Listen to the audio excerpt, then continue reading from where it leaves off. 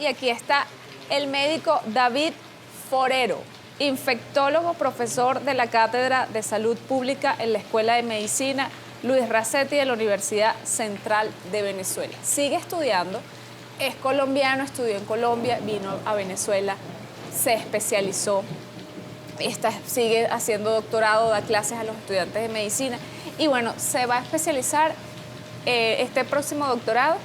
Es un doctorado en salud pública. De salud pública. Salud pública. Bien, entonces bueno, ya está, no se moje, doctor, que estamos con la lluvia. ¿Qué trae la lluvia más allá, bueno, del olor, de todo esto, que cuando uno está en la casa? ¿Qué pasa si, bueno, no me llevé el paraguas y me mojé un poquitico? Ok. Bueno, siempre está ese mito de, mira, me mojé y me va a dar una infección. Existe cierta relación, pero muchas veces no es comprendida por la población general.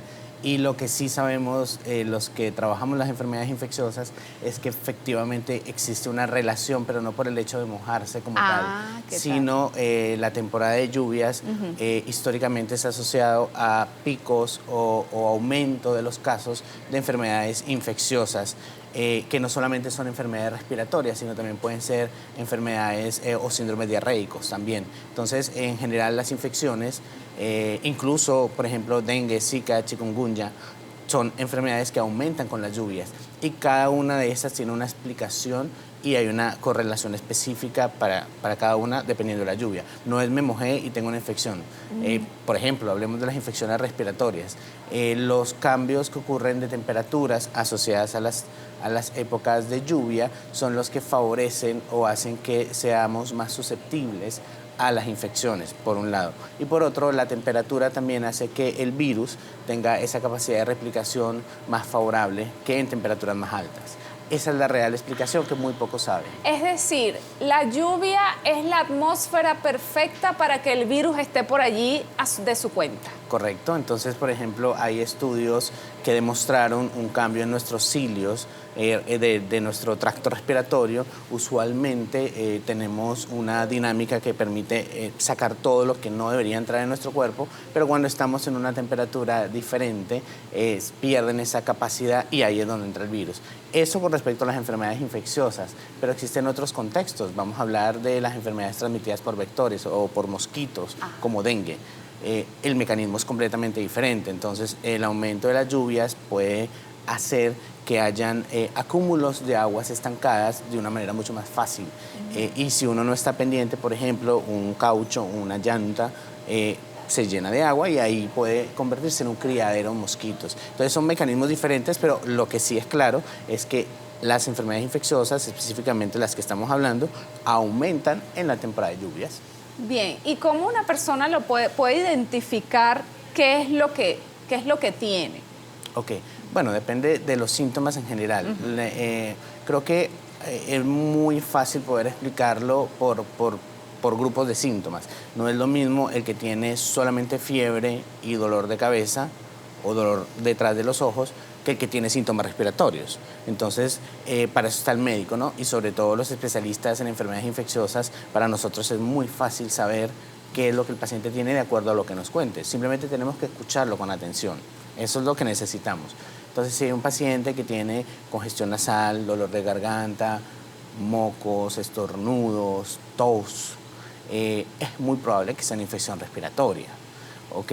Es, digamos, lo más lógico y el sentido común nos va a hacer pensar. Y hay muchos virus que causan infecciones respiratorias. Vamos a nombrar por lo menos 4. Virus sincitial respiratorio, influenza, adenovirus y nuestro amigo SARS-CoV-2, que es el virus que causa COVID-19. Ahora, yo estoy en la casa y de pronto me duele la garganta. Me empezó a doler la garganta. Yo me siento la garganta como rara, me la siento como seca. Me voy a tomar una Tamel. ¿Ya se me va a quitar? ¿O es biología el virus? O sea, tienes que esperar tus 6 días con tu gripe, con tus síntomas. Sí, la verdad es que es variable. Los síntomas, como tú bien dices, 6 días es un tiempo que uno ve, pero a veces es antes. Puede ser un periodo más cortos. ¿De qué va a depender cuánto tiempo me dure la infección respiratoria? O sea, yo me la puedo cortar. No se puede cortar. Tú tienes un proceso normal. Tú puedes hacer cosas para que tu proceso sea más llevadero y para que todo salga bien. Lo primero es, si eres una persona joven, nada, puedes hacer muchas cosas, puedes comer bien, esas son mis recomendaciones siempre. Hay que comer bien durante los procesos infecciosos, hay que hidratarse muy bien durante los procesos infecciosos. Si hay aumento de la temperatura, podemos utilizar medicamentos que bajen un poco la temperatura para sentirnos mejor y evitar la deshidratación secundaria de la fiebre.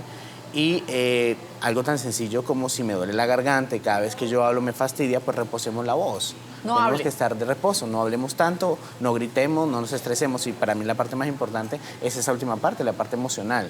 Si yo asumo mi proceso con inteligencia emocional, digamos, sin estresarme, sin angustiarme, me voy a morir, me duele la garganta, esto es el peor virus, las cosas van a salir mal. Pero si yo lo asumo bien, puedo tener un mejor desenlace y la curación va a ser más rápida. Entonces, depende de lo que yo haga, me va a ir mejor. ¿Y por qué no hablo de antibióticos? Porque el 90% o más de las infecciones respiratorias son de etiología viral. ¿Qué quiere decir eso? Que son causadas por un virus. ¿Cuáles? Los que acabo de nombrar. Adenovirus, virus sincitial respiratorio, influenza y COVID-19. Entonces, no se necesita antibiótico, así que no hay manera como tal de cortar las infecciones virales. O no vamos a hablar de casos específicos como el adulto mayor o los niños que eventualmente requieren uso de antivirales para el control de este tipo de infecciones, porque no todas son tan benignas. Pero para eso la persona debe conocer los signos de alarma y también entender quién es. No es lo mismo una persona joven que una persona de 70 años con diabetes, hipertensión y con muchas enfermedades. Entonces, en esos casos siempre es bueno una evaluación por un médico especialista. Porque generalmente lo que hace la gente es que se automedica. Entonces eso le duele la garganta y va por un antibiótico. Sí, ese es un problema muy, muy grande que está generando, no solamente en Venezuela, sino a nivel mundial, una preocupación para los médicos, porque la resistencia antimicrobiana con el tiempo aumenta y eso genera muchos problemas. Entonces, realmente no debemos automedicarnos y tenemos que cambiar el chip de pensar que siempre que tenemos dolor de garganta tenemos que ir por una citromicina o tenemos que ir a la farmacia a ver qué antibiótico nos recomienda o tenemos que ir a un médico para que nos dé el antibiótico. La mayoría de las infecciones son virales y no vamos a obtener ningún beneficio de los antibióticos. Por el contrario, vamos a tener un perjuicio. ¿Cuáles son los principales perjuicios? Yo siempre lo hablo a todas las personas que, digamos, me siguen en redes y básicamente son, primero, gastas dinero innecesario. Estás comprando un antibiótico de tu dinero que no necesitas. 2, te expones a los eventos adversos de los antibióticos que muchas veces son delicados. Por ejemplo, el uso de levofloxacina en el adulto mayor puede traer consecuencias. Y lo mismo la citromicina en personas que sufren del corazón también. Entonces, ahí ya tienes 2 problemas. Y el tercer problema, y uno de los más serios, es que contribuyes a la resistencia antimicrobiana.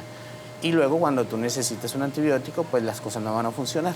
Entonces, bueno, es totalmente irracional iniciar antibiótico cuando sabemos que son virus. Bueno, lo vimos con el COVID. Eso pasó mucho con COVID. Y bueno, mucha gente falleció también porque incluso vi gente que un antibiótico, le colocaron 3 antibióticos como en un mismo momento, claro, a ver cuál le funcionaba, pero no por el virus, sino por otra cosa que se le desató. Un desastre. Y ese desastre es real. Y ese desastre generó desafortunadamente muchas muertes. Y a diferencia de lo que piensa la mayor parte de la población, los infectólogos más bien retiramos antibióticos. Entonces, nuestra experiencia en COVID era quitar esos 3 antibióticos y ver cómo el paciente salía adelante porque lo que tenía era un virus y no estaba recibiendo el manejo correcto, sino estaba recibiendo un manejo de antibióticos descuidando la verdadera etiología que era el virus. Y el virus se maneja diferente. Entonces, muchas veces llegamos a ver los pacientes, venían muy mal, llegaban a la clínica, en mi caso yo atiendo pacientes a domicilio, llegaba yo a la casa con 5, 3, 4 antibióticos y lo que hacíamos era retirarlos y la cosa mejoraba, porque los antibióticos tienen, digamos, eventos adversos hacia el riñón, hacia el corazón, entonces había que retirarlos y muchas veces mejoraba y desafortunadamente a veces llegábamos tarde. Claro, sobre todo porque como fue un virus nuevo, es complejo, porque todavía no sabemos quizás nada de este virus, por lo menos en 10 años, es cuando quizás nos enteremos, ustedes los médicos que estudian, que investigan, no hay nada absoluto en medicina. No es que en medicina esto es así y ya. O sea, la medicina es compleja. Sí, eso es verdad lo que mencionas. Es un virus muy nuevo y el conocimiento obviamente es lento, pero con COVID ocurrió algo muy interesante, que fue que hubo muchos trabajos científicos en un tiempo muy corto y logramos comprender muchas cosas. Entonces, al día de hoy sabemos cuál es el tratamiento y evidentemente en la lista no está el antibiótico. ¿Cuál es el porcentaje de personas que se infectan con bacterias teniendo COVID, por ejemplo? En un paciente que está en casa es por debajo del 4 o 3%. Entonces no tiene absolutamente ningún fundamento utilizar antibióticos. Hoy sabemos que el tratamiento de elección para COVID son medicamentos antivirales. Ahora sí tiene más sentido. ¿Qué utilizo yo para herpes zóster? Un tratamiento antiviral. ¿Qué utilizo yo para COVID? Pues un tratamiento para el virus. Entonces, digamos que tenemos que sacarnos de la cabeza que en la lista están los antibióticos. El 95% de las veces no es necesario el antibiótico. Pero hoy sí sabemos, gracias a Dios, cómo funciona el virus y sabemos muchísimo sobre el virus y detalles. De hecho, hay muchos estudios en Venezuela que nuestro grupo ha liderado sobre el comportamiento clínico de COVID en el país y existen otros trabajos científicos publicados aquí en el país.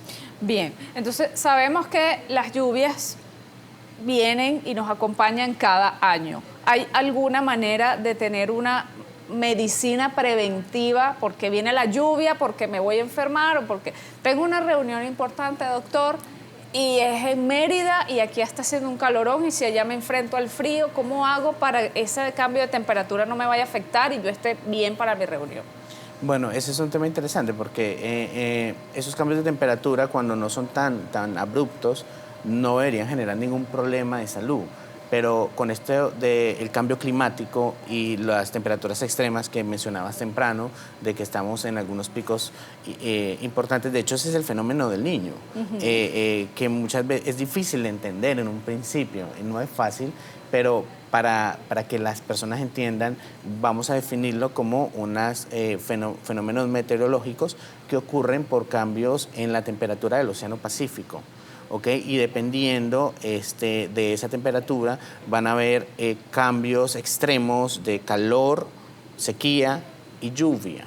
Entonces ahí es donde jugamos un poco con el niño y la niña y en términos generales para la población, niño es lo que se asocia a calor, aumento de temperatura y la niña es lo que se asocia a lluvia y disminución de la temperatura. Y los dos extremos son malísimos.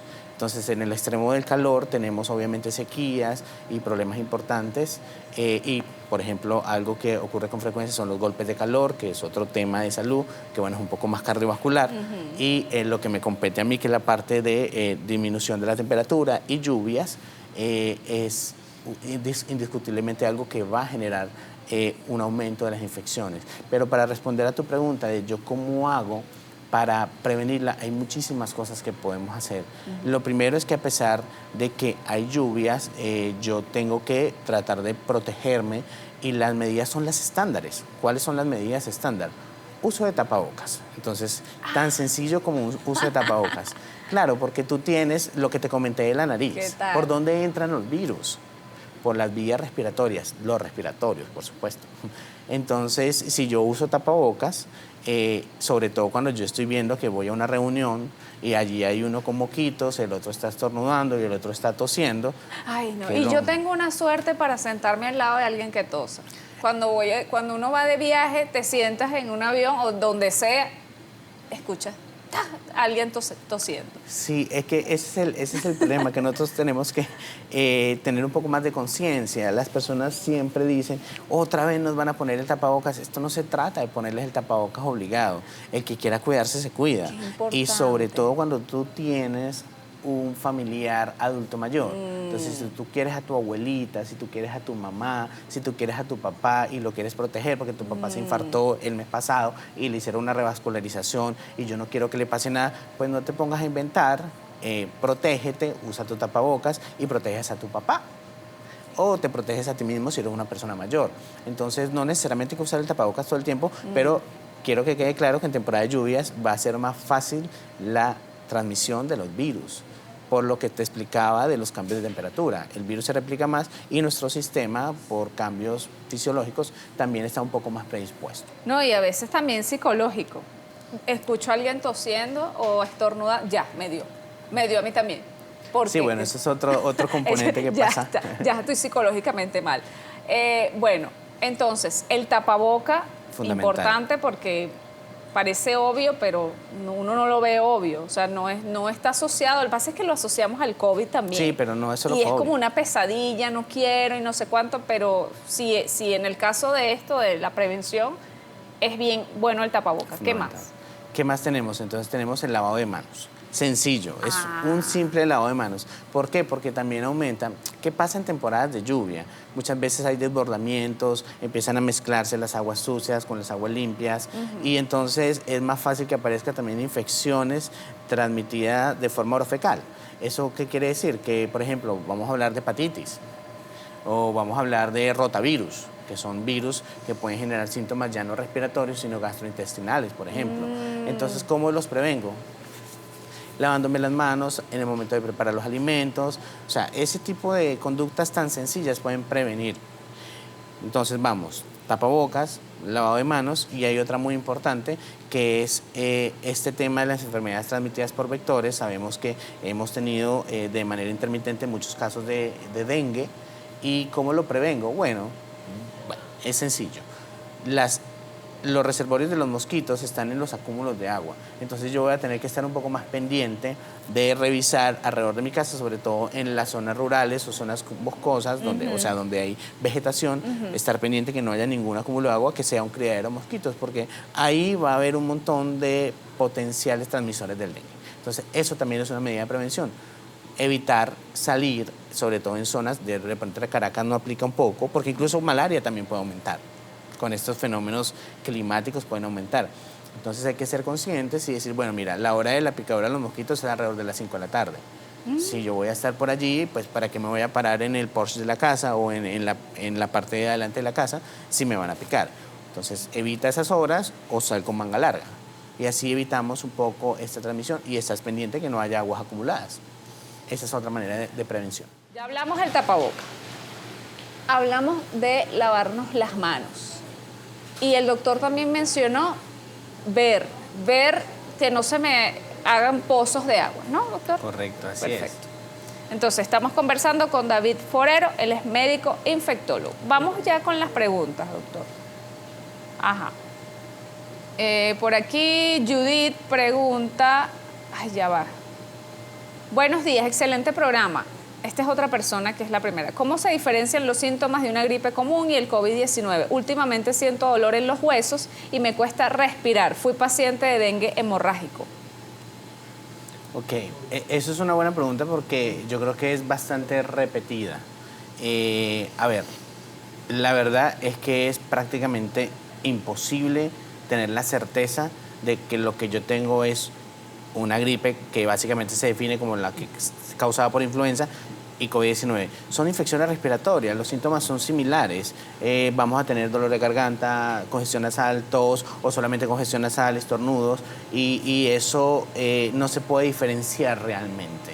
Entonces, cuando mi recomendación siempre es asumamos que es un patógeno, y tomemos las medidas de prevención. Entonces, independientemente de que sea COVID, de que sea virus sistema respiratorio, pues usemos el tapabocas para evitar contagiar a otras personas. La buena noticia es que yo les recomiendo que no nos angustiemos mucho por COVID-19, porque las mutaciones que ha tenido a lo largo de la pandemia ha hecho que hoy en día tengamos una significativamente menor probabilidad de complicarnos. Incluso en pacientes con factores de riesgo. Eso no quiere decir que los pacientes con factores de riesgo nos descuidemos. Esa persona mayor, por encima de los 60 años, con diabetes, con hipertensión, igual cuando tenga una infección, siempre recomendado consultar con un médico especialista. Ahora, diferenciarlo por solo los síntomas, no. Existen pruebas de diferente índole. Las más económicas son las pruebas de antígeno que nos permiten, y vienen combinadas incluso con un solo hisopo. Yo puedo ver aquí dengue, virus sistémico respiratorio, adenovirus, y en 15 minutos marca. ah, bueno, mira, lo que tú tenías era adenovirus o lo que tú tenías era influenza. Y también están las pruebas moleculares, que son un poquito más costosas, pero tienen el mismo principio de detección. Bueno, no el mismo principio de detección, pero sí son más precisas, de hecho. Entonces son un poquito más costosas, pero te dicen incluso un panel mucho más largo. No te dicen las 4 que están aquí, sino te hablan de 20 posibilidades. Y puedes tener incluso coinfecciones. Bien. ¿Qué consejos tiene para las personas con enfermedades respiratorias crónicas durante la temporada de lluvia? Soy asmática y me gustaría su recomendación. Bueno, eso es otra muy buena pregunta porque hay dos grupos de personas con enfermedades crónicas, que son los asmáticos y los pacientes con neumopatía crónica tipo EPOC, que son las enfermedades pulmonar obstructiva crónica, que son esas personas que tienen daño pulmonar crónico y por supuesto tienen muchísima más facilidad para infectarse. Entonces ellas son las que deberíamos insistir en que se cuiden más.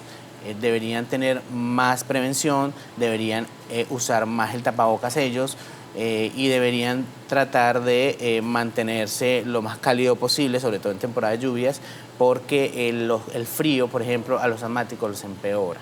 Entonces, ellos yo creo que ya se conocen, la mayoría de los asmáticos, de verdad asmáticos, porque hay algo muy curioso en Venezuela que todo el mundo dice yo soy asmático. Y realmente no, mi última episodio de asma fue a los 2 años, 3 años. Entonces, hay que hacer ese diagnóstico por un especialista. El punto es que sí, efectivamente, las recomendaciones para ellos es que se cuiden más que una persona normal. Ellos saben, deben estar con sus medicamentos a la mano, los pacientes asmáticos deben considerar que durante la temporada de lluvias van a tener más posibilidades de tener infecciones respiratorias, deben de tener todo a la mano, sus antihistamínicos, sus medicamentos inhaladores y, por supuesto, protegerse. Entonces, si va a ir a una fiesta donde hay mucha gente, estamos en temporada de lluvia, bueno, vaya, pero utilice tapabocas. O si no, asuma las consecuencias. Y no beba alcohol, cosas como... Claro, todo lo que realmente impacte en nuestra salud puede influenciar el desarrollo de enfermedades infecciosas. Los malos hábitos, el consumo de alcohol, el cigarrillo, por supuesto, y trasnocharse y tener una mala alimentación, todo eso influye en nuestro sistema inmune. Colocarse una bufanda cuando hay frío, por ejemplo, estas personas, ¿ayuda? Mira, es una buena pregunta. Realmente no hay ningún estudio que se haya realizado con bufandas y sin bufandas a ver quién le va mejor. Pero, a ver, no creo que sea suficiente para prevenir una infección. Lo más importante es el tapabocas, porque el virus no entra por el cuello, entra por la nariz y por la boca. Bueno, pero uno ha escuchado Sí. artistas que no, vamos a poner la bufanda para... Ay, bueno, póntela porque se ve linda. Sí, eso sí. Aquí hay otra pregunta, ya voy, ya a ver, ok. Wow, hay muchísimas, ya va. ¿Cómo podemos diferenciar? ¿Qué tan efectivos? Ok. ¿Qué tan efectivos son los remedios caseros para tratar síntomas leves de infecciones respiratorias? Bueno, yo diría que son muy efectivos realmente. A ver, yo, si bien estoy del lado científico y del lado basado en la evidencia, y de hecho siempre he hablado sobre estos remedios caseros, en algún punto el hecho de tener una mamá o una abuelita o tener todas esas recetas generan un efecto también placebo importante. Entonces, si a ti te dan tu sopita de pollo caliente, que de hecho hay un par de estudios con sopa de pollo específicamente que había tenido, hace muchos años lo trataron de estudiar y tenía un efecto positivo por lo menos a nivel in vitro, que no es en el humano sino con células. Tenía unos buenos resultados, pero eso nunca más se tocó. El punto es que pareciera que hay un efecto emocional en el hecho de que te cuiden, de que te den tu tecito, de que te den tu sopita, tú te vas a sentir mejor, más rápido. Y para síntomas leves, que fue una pregunta bastante precisa, puede ser una buena alternativa hacernos un manejo en casa con medicamentos incluso como básicos como el acetaminofén para controlar la temperatura, pero lo que sí es que cuando ya los síntomas son persistentes, hay fiebre persistente, hay dificultad para respirar, es definitivo que tenemos que consultar al médico para buscar una terapia adecuada. Pero no tengo nada en contra de la medicina natural, de los tecitos, siempre y cuando no haya un extremo, ¿no? Y que consuman cosas que no saben qué tipo de plantas son, por ejemplo. Saludos, Yeru, doctor. Tengo 2 niños, uno de 8 y otro de 12. Me gustaría saber cómo puedo protegerlos del dengue en esta temporada. Bueno, el dengue es una enfermedad transmitida por un mosquito. Entonces, el entender eso nos va a hacer entender su método de prevención, que es evitar el mosquito. En la medida que yo evite la picadura, voy a evitar el dengue. Pero la mala noticia es que en Latinoamérica estamos atravesando un número importante, sin precedentes, de casos de enfermedades transmitidas por vectores, específicamente dengue. Entonces, por más que queramos evitarlo, nos puede dar. ¿Qué podemos hacer? Bueno, nada, lo que te comenté sobre evitar las aguas estancadas, utilizar camisa manga larga, que evita de una u otra manera la picadura, y evitar estar en zonas donde sabemos que hay muchos mosquitos, sobre todo el mosquito específico del dengue, que es un mosquito pata blanca, que las personas los pueden buscar por internet, revisar, y si lo llegan a identificar, bueno, mucho cuidado con esa zona. Aquí Sara Rojas también dice que le preocupa la proliferación de mosquitos. Excelente programa. Quiero saber cómo afecta la humedad a la salud respiratoria y cómo puedo evitarla. Bueno, ahí viene, sobre todo en la humedad, viene un impacto muy importante para esos pacientes asmáticos. Entonces, esos cambios de temperatura definitivamente van a exacerbar los síntomas. Por eso mencionaba que hay que tener a la mano los medicamentos y obviamente debemos evitar, en la medida de lo posible, esa humedad. Por eso, bueno, existen estrategias como la... instrumentos que cambian el aire y lo filtran, pero eso poco se usa en Venezuela. Realmente ahí lo que hay que hacer es estar pendiente de evitar esos lugares de humedad. Es lo único. ¿Y si va, ¿no? se coloca el tapabocas? Sí, el tapabocas, por supuesto, ¿puede ayudar? ayuda bastante. Bien, ¿cómo podemos diferenciar entre una alergia y una infección respiratoria? Eso es una buena pregunta, porque me llegan diciendo, esto es una alergia. ¿Y tienes fiebre? Sí, me dio 39, pero esto es una alergia. O sea, no. Si yo tengo un aumento de la temperatura, definitivamente la balanza inclina más hacia un proceso infeccioso. Ahora, si yo tengo solamente aquí rojito, congestión nasal, estornudos, pero me siento bien, no tengo fiebre, puede ser más la exacerbación de alergia. ¿Cómo lo diferencio? Bueno, si es un paciente que usualmente es alérgico y está con la exacerbación de los síntomas, él mismo va a saber que es por allí.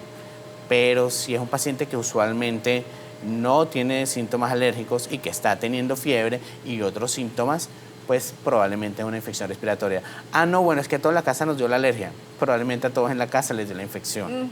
Entonces, para mí la diferencia más importante es conocer al individuo y su antecedente de ser alérgico o no, y la presencia o no de fiebre, que no necesariamente tiene que ser 39. Un cambio de temperatura por encima de 37.2 ya es indicio de que algo está pasando. Es como yo siempre les digo a mis pacientes, como la agujita del carro de la temperatura, que si tú ves que se movió, algo pasó ya, y tienes que parar el carro. Lo mismo es con la temperatura del humano. Ok, vamos a ir con otra. ¿Qué tan efectivo? Ah, bueno, esto ya la hice. ¿Cuáles son las enfermedades más frecuentes en temporada? ¿Cómo puedo distinguir sus síntomas? Bueno, se parecen. Mi mamá desde hace 15 días siente malestar, dolor en el cuerpo y la fiebre va y viene. ¿Cómo identificar si es Zika o dengue? Ella tiene 82 años y es diabética. Wow, es un caso interesante y definitivamente ese contexto debe ser evaluado por un especialista. Tú no puedes dejar que tu mami esté durante 15 días con fiebre que va y viene sin hacerla hablar de un médico. Definitivamente esos son precisamente los ejemplos de quién debe consultar o no. Pero en principio, para resumir, las infecciones como dengue, zika y chikungunya, que de hecho la más importante epidemiológicamente es dengue, son infecciones agudas. Es decir, la fiebre no debería durar más de 7 días. Entonces, cuando ya pasamos de 7 días y hay otros síntomas, es muy probable que eso no sea dengue. Esas son enfermedades febriles agudas. ¿Ok? Entonces, 10, 15 días de fiebre, 20 días de fiebre, eso definitivamente no es dengue. Vamos con las preguntas de una vez. Las personas con gripe deben utilizar el tapaboca. Doctor, ¿vitaminas ayudan? Esta pregunta es bastante controversial, pero la vamos a responder rápido. Las vitaminas funcionan para las personas que tienen necesidad de vitaminas. No hay ningún estudio que haya demostrado que usar vitamina C, que es la que más se prescribe y la que venden en Farmatodo, en cualquier cadena de farmacia, que uno las agarra ahí nomás, realmente vayan a reducir la posibilidad de infectarme. Con o sin vitamina C te puedes infectar. y donde realmente tiene beneficio en esas personas que no se alimentan bien, que tienen deficiencias de vitaminas. Allí es donde realmente el consumo de vitaminas va a generar un impacto, y realmente en la población general son casos muy particulares los que requieren vitaminas. Bien. Buenos días desde Cumaná. Soy alérgica a los AINES. ¿Qué puedo tomar si me da esa virosis? Acetaminofén. Entonces, los AINES es una familia de medicamentos a las cuales muchas personas son alérgicas, y básicamente vamos a nombrar los primeros cuatro, los principales cuatro, que es el ibuprofeno, el naproxeno, diclofenac, piroxicam también hace parte del grupo. Esos son los que hay que evitar, incluso la aspirina, hay que evitarlos. Entonces, ¿qué nos queda? Acetaminofén. Entonces, yo siempre he dicho, pero ¿realmente necesitas tomar algo? Yo cuando ¿Cuáles fueron los cuatro que mencionó? Ibuprofeno, naproxeno. ¿Y el acetaminofén no tiene ibuprofeno o hay que buscarlo sin el ibuprofeno? No, estos AINES son, el acetaminofén viene solo. Eventualmente puede haber combinaciones, pero normalmente viene solo de 500 miligramos o de 650, pero eso aparte. Y no tiene nada que ver con los a los cuales la persona que comenta eso es lo alérgica. Que debe tomar. Sí. De hecho, muy importante que menciona eso, porque si estamos sospechando dengue, debemos evitar el ibuprofeno y los AINES, precisamente, porque tiene un efecto sobre las plaquetas, y recordemos que durante la infección por dengue podemos tener una disminución de plaquetas, y lo que menos vamos a querer es que tengamos un medicamento que altere la función de las plaquetas y que la enfermedad nos baje las plaquetas. Entonces, debemos evitar los AINES en enfermedades como dengue o cuando la sospechamos. Bien. Y con cualquier virosis, en el caso de la pregunta. Con los otros virus no tengo problema en el ibuprofeno, pero en el caso de la pregunta de la persona si es alérgica, pues evidentemente nos queda solo la opción de acetaminofén. ¿Qué tal el complejo B12?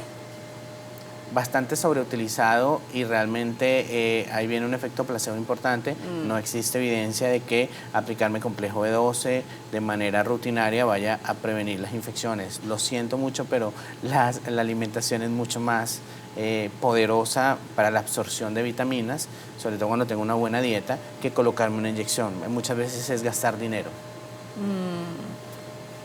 Fui paciente de COVID y cuando me recuperé perdí completamente el olfato. ¿Eso se puede revertir? Es bastante incómodo y quisiera saber si hay cura. Wow, es una pregunta difícil. Tengo pacientes que tienen 2, 3 años con alteraciones en el olfato después de haber experimentado COVID. Existen terapias. Yo en mis redes sociales durante la época gruesa de COVID publicaba muchas terapias de reentrenamiento olfatorio, se llaman. Pueden buscar en internet, que es básicamente volver a reentrenar el olfato. ¿Okay? Entonces sí existen terapias, pero la efectividad desafortunadamente no es el 100%.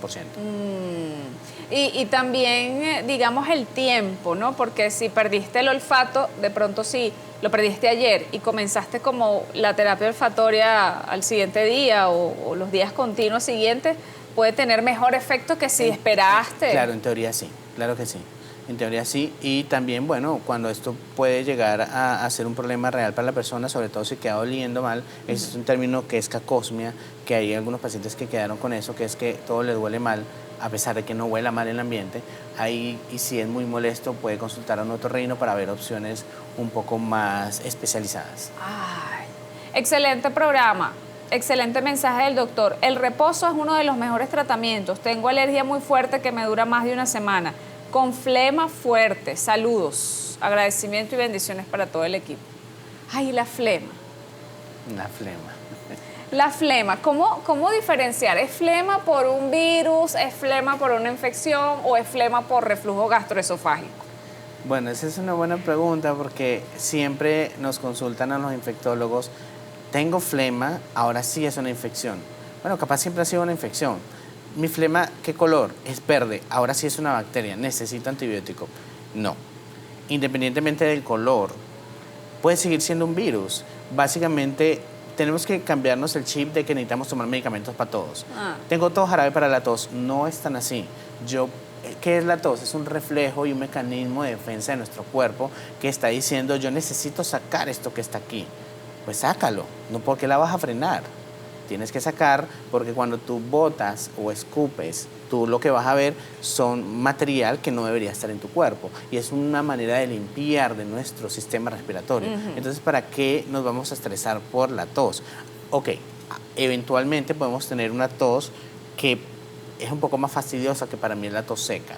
Esa tos seca que normalmente se asocia a una inflamación de la faringe en infecciones. a pesar de que uno dirá, ayuda al jarabe, realmente el jarabe no va a ayudar en esos casos. Los jarabes no son efectivos en los casos de tos seca.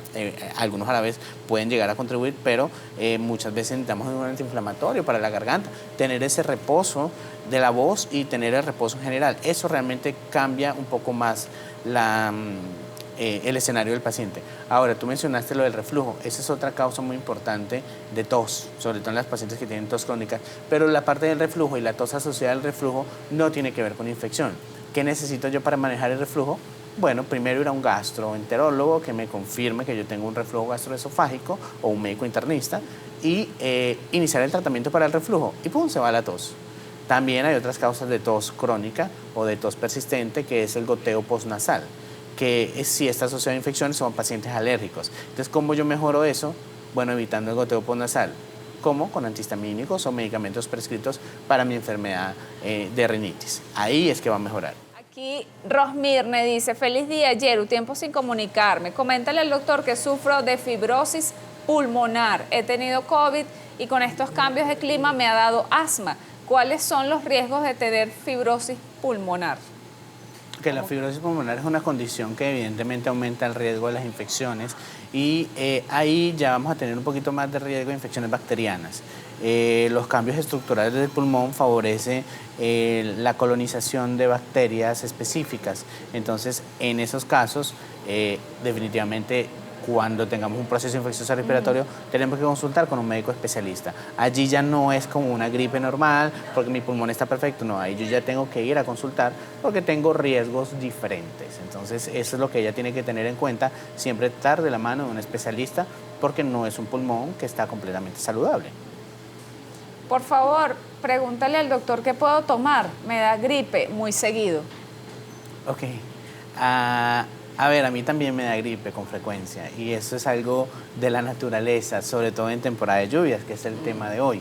Entonces, habría que definir qué tan frecuente es la gripe que le está dando, pero si yo me la paso exponiéndome todo el tiempo, pues por supuesto que lo voy a hacer. Entonces, ¿qué puedo tomar? Primero, evita la interacción con personas que potencialmente te van a transmitir. Entonces, reuniones masivas, sin protección, no es que no vayas, pero ve con tapabocas. Entonces, la recomendación general es evitar la exposición. Y las recomendaciones adicionales es cómo mejoras tu sistema inmune. Y los tips para mí son básicos. Buena actividad física, ¿ok? No ser una persona sedentaria. 2, la alimentación saludable es fundamental.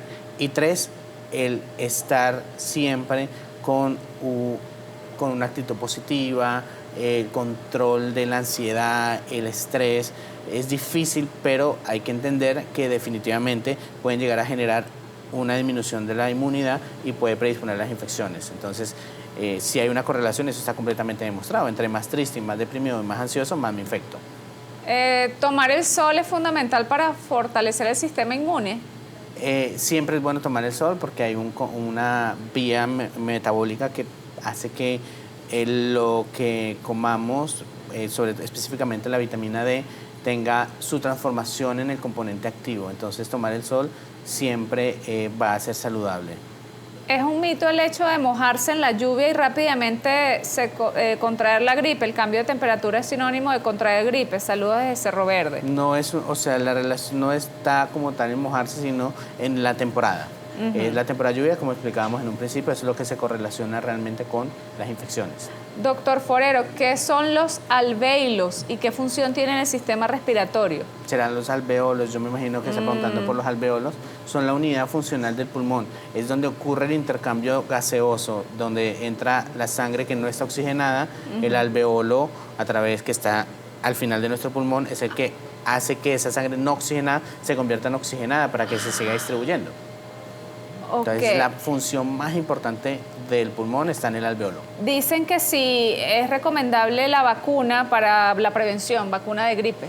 Esa es la mejor pregunta tal vez del día, porque la vacunación es fundamental para prevenir las infecciones respiratorias. Bueno, específicamente cada uno tiene su vacuna. Y vamos a hablar de dos principales. La vacuna para la influenza definitivamente ha generado un impacto muy importante cada año hay actualizaciones de esa vacuna porque recordemos que el virus va a modificarse, pero entonces tenemos que utilizar vacunas actualizadas de la influenza.